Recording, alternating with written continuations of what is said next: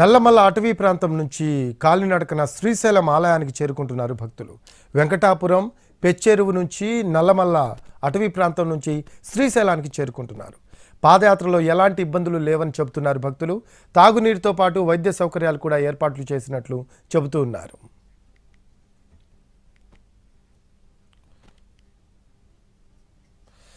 మరింత సమాచారాన్ని మా కరెస్పాండెంట్ చంద్రశేఖర్ అందిస్తారు.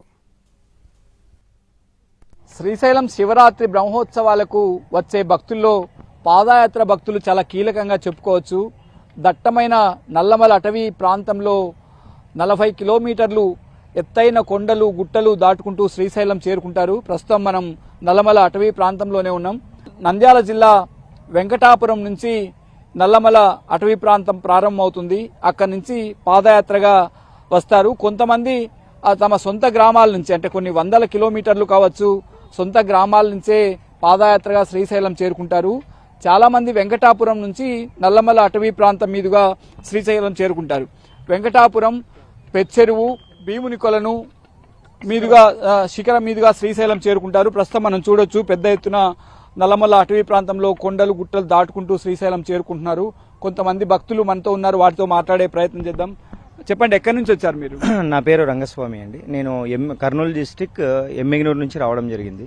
ఎట్లా ఉంది నల్లమల్లో మీ పాదయాత్ర? ఎట్లా ఉంది? ఇదొక భూతల స్వర్గం అని చెప్పొచ్చు మనం. ఎందుకంటే ఇటువంటి దాన్ని మనం మరలా చేయలేము, రాలేము కూడా. కాకపోతే తినడానికి ఏముండదు, తాగడానికి ఏముండదు. మీకు ఏమన్నా వాటర్ ఫెసిలిటీస్, మెడికల్ క్యాంప్స్ ఏమైనా ఉన్నాయా? అన్ని ఉన్నాయండి, అన్ని పుష్కలంగా బాగా చేశారు, ఏమి ఇబ్బంది లేదు. పాదయాత్ర చేసేటప్పుడు అంటే భీముని కొలను అనేది చాలా ఎత్తైన కొండ. ఎట్లా ఎక్కేటప్పుడు ఏమైనా ఇబ్బంది పడతారా? అక్కడికి వచ్చిన వాళ్ళు, చిన్నపిల్లలు వస్తున్నారు, వృద్ధులు వస్తున్నారు, మహిళలు వస్తున్నారు. ఎట్లా ఉంటుంది అక్కడ పైకి ఎక్కేటప్పుడు కొద్దిగా ఆక్సిజన్ లెవెల్స్ తగ్గడం వలన కొద్దిగా ఆయాసం రావడం జరుగుతుంది. కానీ తర్వాత కొద్దిగా ఒక 15 నిమిషాలు ఎక్కిన తర్వాత మామూలుగా అయిపోయి అక్కడ చక్కటి చల్లని గాలి రావడము అక్కడ ఒక చాలా అనుభూతి మాదిరిగా అనిపిస్తుంది. నాగలూటి వీరభద్ర ఆలయము, ఇవన్నీ అంటే పురాతన ఆలయాలు ఎట్లా ఉన్నాయి అక్కడ కూడా ఈ గతంతో పోల్చుకుంటే ఈసారి కొన్ని అక్కడ క్లీన్ చేయడం గానీ, సౌకర్యాలు కల్పించడం గానీ, వాటర్ ఫెసిలిటీస్ గానీ, మధ్యలో అక్కడక్కడ మెడికల్ క్యాంప్స్ ఏర్పాటు చేయడం కూడా చాలా చక్కగా జరిగినది. చెప్పండి, మీ పాదయాత్ర ఫారెస్ట్ లో ఎట్లా జరిగింది? చాలా మంచిగా జరిగిందండి. ప్రతి ఒక్కరూ కూడా పాదయాత్ర రావాలని నేను కోరుకుంటాను. ఓం నమ శివాయ, ఓం నమ శివాయ. ప్రతి ఒక్కరూ పాదయాత్ర రావాలి, ప్రతి ఒక్కరూ శివుని దర్శించుకోవాలి, అది నిజంగా దర్శించుకోవాలని కోరుకుంటా. వచ్చే దారిలో పవిత్రమైన టెంపుల్స్ ఉన్నాయి. వీరభద్ర టెంపుల్స్ కానీ, ఆంజనేయ స్వామి టెంపుల్ కానీ, భీముని కొలను కానీ, ఇవన్నీ చూడదగిలిసినవి. ఖచ్చితంగా చూడాలి. పాదయాత్ర చేస్తేనే అనుభవం వస్తుంది.